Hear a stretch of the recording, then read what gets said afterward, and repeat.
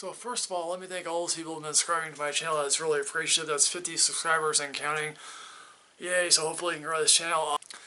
Also, let me thank those people watching the 100 Season 3 video. That's 81 views and counting. I really like that.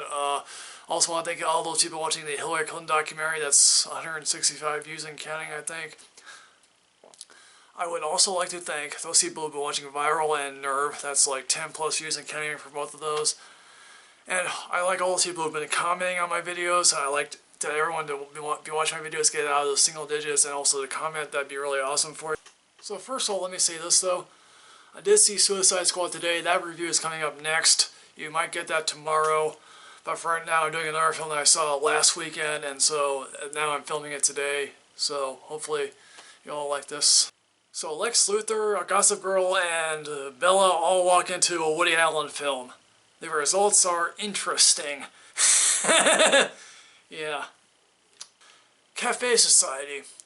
And it's the latest from Woody Allen. This time around, Jesse Eisenberg plays Bobby Dorfman. He's a young 20-something who's a son of a diamond jeweler in New York. He decides, I don't want to go in the diamond jewelry business, and therefore decides his uncle is a hotshot power agent who decides, I'm going to go to live in Los Angeles. I guess his mother calls his brother and say, hey, your nephew's going to come to Los Angeles here. And his uncle Phil, played by Steve Carrell, doesn't necessarily know what to do with him. And so he decides, I'm going to assign you a menial task, come here each day, I'll assign you a task for you to do, you can drop off things here and there. Also, Phil has a secretary named Veronica, who's played by Kirsten Stewart. She then decides to show Bobby around Beverly Hills and some of the movie palaces in Los Angeles. Then over the course of, like a year or so, Bobby falls in love with Veronica, but Veronica is also dating someone else, and I'm not going to spoil it because you have to see this film for yourself. And both men don't realize they're dating Veronica, and this again is a very interesting love triangle, at least I think so. Also, his uncle throws lavish parties. Sometimes he also throws lavish brunches here where he gets to mingle with the stars here, and Bobby gets to do that. So after living in Los Angeles for a bit, Bobby then moves back to New York. This is also where we meet most of Ben's family. Bobby has an older sister who's a school teacher, and his brother Ben is a gangster of sorts. And Bobby then decides to become hostess in this club that Ben is opening up.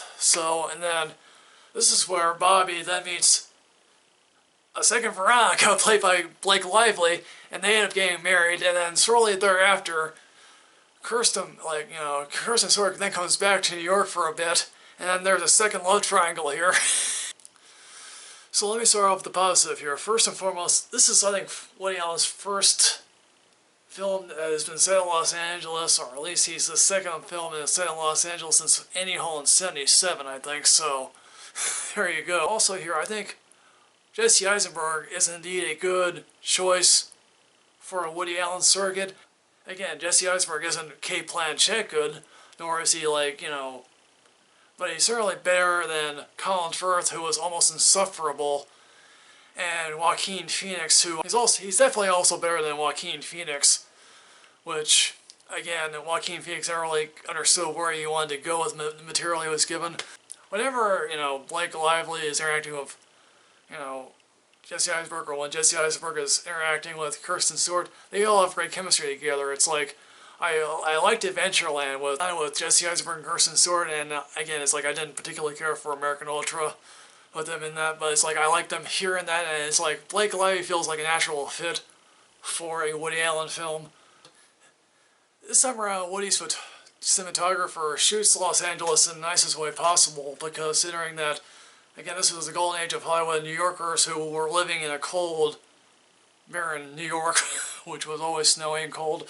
They thought of Los Angeles as this nice, warm, sunny area, and he accurately reflects that, I guess. Also, there is some very funny stuff with Corey Stoll as Bobby's older brother, Ben. He's also very interesting as a gangster. There are also some problems with this film, and it's like, here's the thing.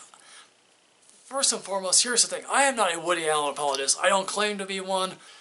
Yes, after a 40-year-plus career, it's like, yes, you're bound to regurgitate some material, and what he does regurgitate some material about, like, the grass is always greener, it's like, yes. Also, again, it's like, is this a hidden gem, and no, it's not. Again, it's a nice light comedy here. It's like, but again, it's really nothing special overall. This is not one of the better narrated films that Woody Allen has done over the years. It's like, again, sporadically Woody Allen narrates it, and then sometime Jesse Eisenberg will narrate. And I kind of have a feeling I would like Jesse Eisenberg to narrate the film than not Woody Allen. There's a scene with a Jewish call girl at the beginning of the film, which I guess the audience in my film showing was laughing at, and I really didn't get the joke here. I get it, Jewish jokes are sometimes funny, but again, it's like, or, you know, a Jewish call girl could be funny, but again, it's like, I didn't think it was particularly funny, so again, I'm reiterating here. Here's the thing about Jesse Eisenberg, is for me, it's like, Jesse Eisenberg has always seemed neurotic, or at least he seems on edge about everything, or he's caffeinated up. So I can't help feeling, is it just the natural persona of Jesse Eisenberg, or is it actually the Woody Allen dialogue that shows him being neurotic? I don't really know here.